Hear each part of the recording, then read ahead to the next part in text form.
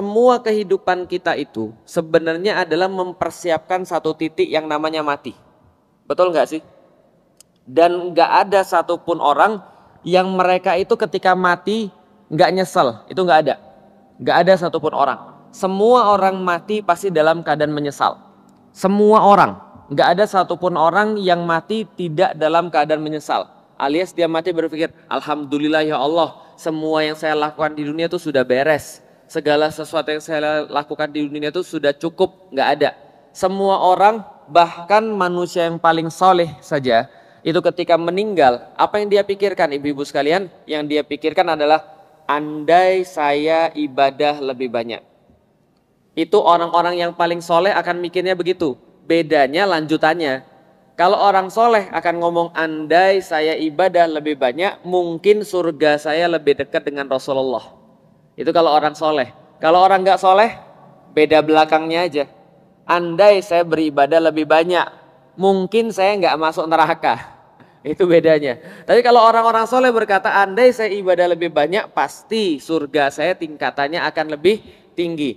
Artinya, ada nggak sih manusia yang merasa cukup dengan amalnya? Nggak ada. Dan enaknya bulan Ramadan itu apa? Rasulullah Shallallahu Alaihi Wasallam itu menyampaikan kepada kita banyak keistimewaan di bulan Ramadan. Dan para ulama bilang begini, umat Nabi Muhammad itu dibandingkan dengan umat-umat yang lain itu umurnya paling pendek. Umurnya paling pendek. Misal, Nabi Nuh berdakwah di dalam Al-Quran ditulis berapa lama? 950 tahun. Itu dakwahnya Nabi Nuh, gitu kan ya, 950 tahun. Itu dapatnya cuma segelintir orang, 70-an orang aja yang didapat. Itu dakwahnya Nabi Nuh, sangat lama sekali. Ketika Nabi Nuh punya umur yang lama, ya pasti umatnya juga punya umur yang lama. Makin kelamaan, makin dikit tuh umurnya. Zaman dulu masih biasa orang 80 tahun, 90 tahun masih biasa. Sekarang 50 tahun stroke, 40 tahun stroke, ya enggak sih? 35 tahun jantungan. Ini pada zaman sekarang, kenapa? Umur tuh tambah pendek. Dan di zamannya umat Nabi Muhammad, itu umurnya kata Rasulullah rata-rata 60 sampai 70 tahun. Rasul kita wafat umur berapa? 63 tahun. Artinya setiap daripada kita tahu, karena kita tuh mempersiapkan kematian di titik yang namanya mati, dan umur manusia itu makin lama makin pendek. Dibandingkan dengan umatnya Nabi Nuh yang ratusan tahun, kita cuma berapa tahun? 60-70 tahun. Tapi kata para ulama, umatnya Nabi Muhammad itu umurnya paling pendek tapi ibadahnya paling banyak. Kenapa ibadahnya paling banyak? Karena dikasih banyak diskon. Jadi kalau zaman dulu itu umurnya panjang tapi ibadahnya satu dihitung satu. Kalau maksiatnya ya sama, satu dihitung satu. Umatnya Nabi Muhammad enggak. Umatnya Nabi Muhammad itu ibadah satu hitungannya bisa 100.000. Hitungannya bisa 200.000. Hitungannya bisa 300.000. Dan paling banyak orang-orang itu ngumpulin pahala-pahala dan melepaskan dosa-dosa itu adalah saat bulan Ramadan. Bisa difahami ya? Makanya kalau seandainya manusia itu bisa berharap, maka dia akan berharap, kalau manusia itu tahu, dia akan berharap seluruh bulan adalah bulan Ramadan. Kebayang nggak ibu-ibu sekalian, di bulan Ramadan ini ibu-ibu sebulan aja itu udah bisa ngurangin berapa banyak maksiat. Mau sih maksiat tapi nggak sempet. Mau gibah, puasa.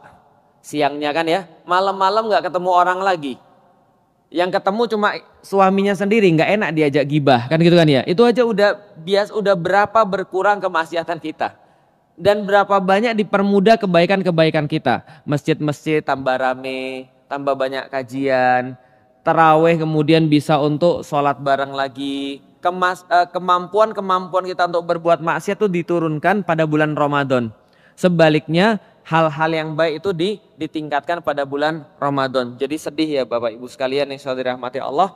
Kita mungkin belum tentu bisa ketemu lagi dengan Ramadan yang tahun depan. Karena biasanya setelah Ramadan itu biasanya banyak berita duka biasanya. Ya entah siapa duluan, bisa jadi saya duluan, bisa jadi ibu duluan, kita nggak tahu. Tapi yang jelas Ya kita kan nggak perlu tabu ngomongin mati. Tahu nggak kenapa orang-orang Indonesia tuh tabu ngomongin mati? Karena mereka takut mati. Masalahnya adalah kalau ada orang tabu atau saru ngomongin mati, maka mereka itu tidak akan mempersiapkan mati. Udah jangan ngomongin mati ah, kamu kayak nyumpain aja. Bukan nyumpain, orang manusia pasti mati. Maka orang yang paling banyak mengingat mati akan lebih banyak mempersiapkan yang namanya mati. Toh kita semuanya sudah saya sampaikan tadi, kita itu kerja, kita itu kajian, kita itu amal soleh, kita itu punya anak, kita itu berkeluarga. Semua itu untuk nyiapin yang namanya apa tadi? Mati. Udah itu aja.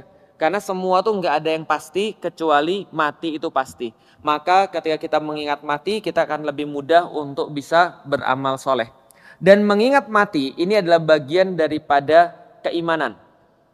Kita bahas kemarin tentang keimanan, panjang sudah kita bahas ibu-ibu dan bapak-bapak sekalian. Inti daripada bahasan kita tentang keimanan adalah bahwa kita menjadi tahu bahwa iman adalah soalan hati. Iman adalah soalan dalam, bukan soalan luar. Kita sudah bahas itu semuanya ya. Bahwasanya iman itu adalah tentang yang tidak kelihatan. Tapi yang nggak kelihatan ini sangat penting untuk menentukan apa yang kelihatan.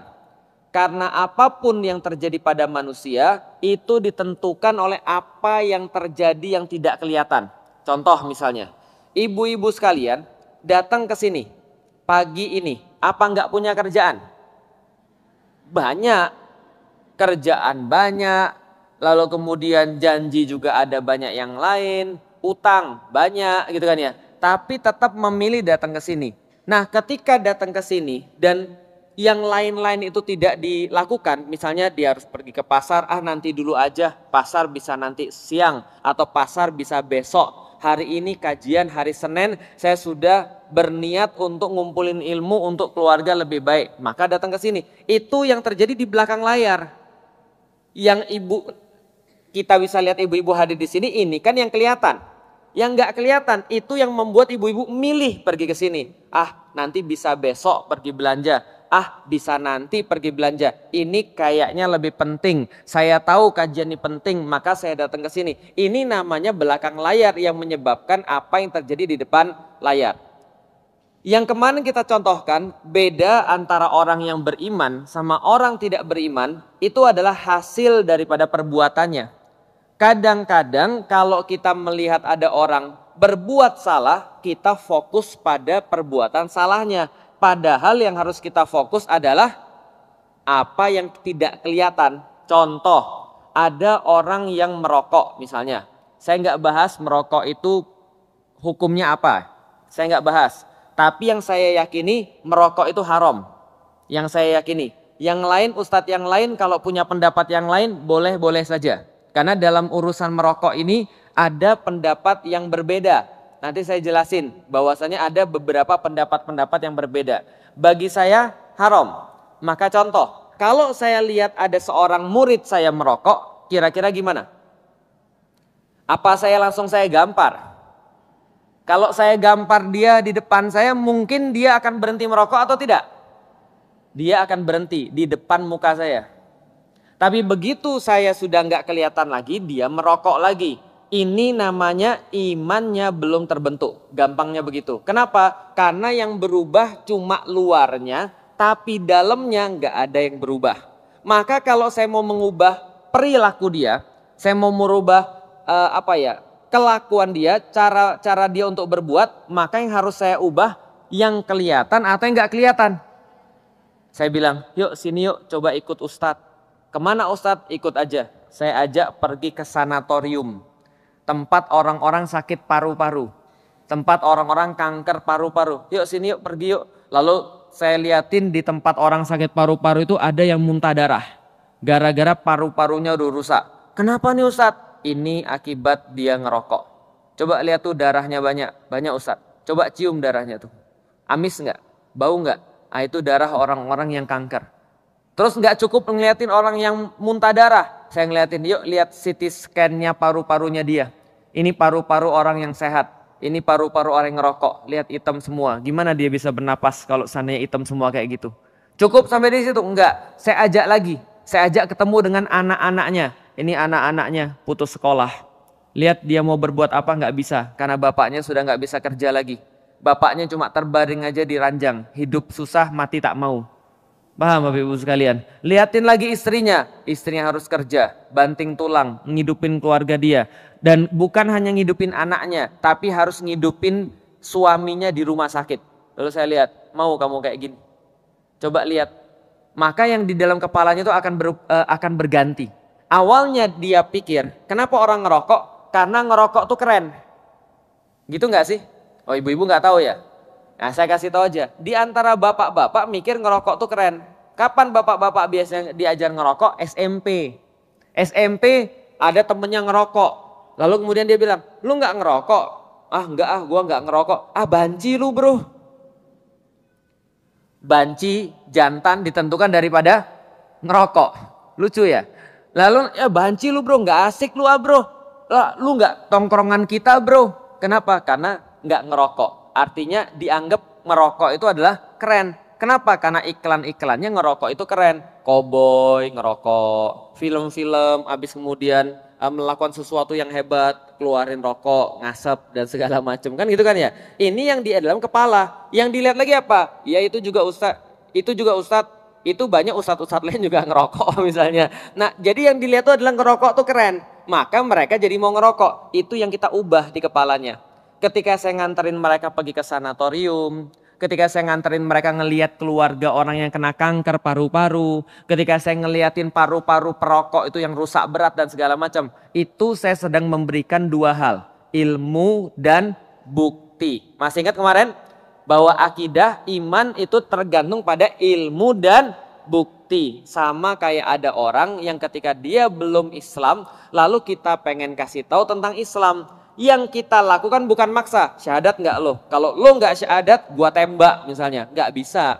Karena di dalam Islam, la ikroha fiddin, tidak ada paksaan di dalam agama Islam. Kita nggak boleh maksa orang untuk Islam. Tapi yang bisa kita berikan adalah bukti dan ilmu. Yang terjadi pada saya begitu, yang saya ceritakan kemarin. Coba lihat Tuhan itu ada atau tidak. Kalau Tuhan ada, Tuhannya yang mana? Apakah benar Tuhan itu bentuknya manusia? Lah kalau Tuhan bentuknya manusia, tangannya cuma 2. Masing-masing tangan jarinya cuma 5. Matanya cuma 2. Berarti terbatas dong. Kalau Tuhan ngelihat sebelah sini, Tuhan nggak bisa lihat yang di belakangnya dong. Kan gitu, bisa dipahami ibu sekalian. Kalau Tuhan dalam bentuk manusia nggak masuk akal, kakinya 2, dia terbatas dan seterusnya. Maka ini membuat saya tidak punya ilmu dan tidak punya bukti. Sehingga saya males-malesan dalam agama saya. Bisa dipahami ibu sekalian. Pas saya di dalam agama saya yang lama, ketika saya mikir yang saya dapat justru bukan bukti dan ilmu yang meyakinkan. Yang saya dapat justru bukti dan ilmu yang tidak meyakinkan. Makanya hasilnya saya malas-malasan dalam beragama. Berarti kalau ada orang muslim sekarang yang malas-malasan dalam agama, berarti dia tidak yakin, tidak punya ilmu, tidak punya bukti. Lah kalau itu saudara kita, kalau itu suami kita, kalau itu anak kita, tugas ibu-ibu bukan maksa dia sholat. Sholat, nggak sholat, ibu hajar nih, gak usah makan. Bisa sih kalau dia masih kecil. Bisa sih kalau dia masih 7 tahun, 8 tahun, 9 tahun, 10 tahun. Coba kalau dia sudah 26 tahun. Apa? Gak dikasih makan? Gue beli sendiri. Gak boleh pulang ke rumah? Gak apa-apa, malah gue seneng nginep di tempat temen. Kan gitu kan ya? Nah ini gak bisa, harus diubah tadi bukti dan ilmunya. Coba lihat kehidupan itu seperti apa. Yakin gak Tuhan itu ada, diajak diskusi, diajak ngobrol. Nah inilah tugas daripada orang tua. Bagaimana caranya menanamkan keyakinan pada setiap orang-orang tadi. Lah kalau kita yang malas-malesan dalam agama, berarti kitanya harus nyari ilmu, kitanya harus nyari bukti. Sampai kita sadar dan sampai kita yakin bahwa Allah itu pasti ada. Saya nyari ilmu, nyari bukti, mikir. Sampai dapat Tuhan itu pasti ada. Setelah saya yakin Tuhan itu ada, maka saya cari tahu Tuhannya siapa. Oh ternyata saya dapat Tuhannya namanya Allah. Tahu dari mana? Karena Al-Quran itu tidak ada yang bisa mendatangkan yang semacamnya. Ini kitab sampai sekarang nggak ada lawannya. Karena nggak ada lawannya, berarti kitab ini apapun yang dia sampaikan pasti betul. Karena ibaratnya produk itu pasti ada yang namanya buku petunjuk. Maka manusia kalau dia adalah sebuah produk, buku petunjuknya datang dari pabriknya, namanya apa? Al-Quran. Maka saya tahu Al-Quran ini selama saya berpegang pada Al-Quran, hidup saya tidak akan pernah rusak.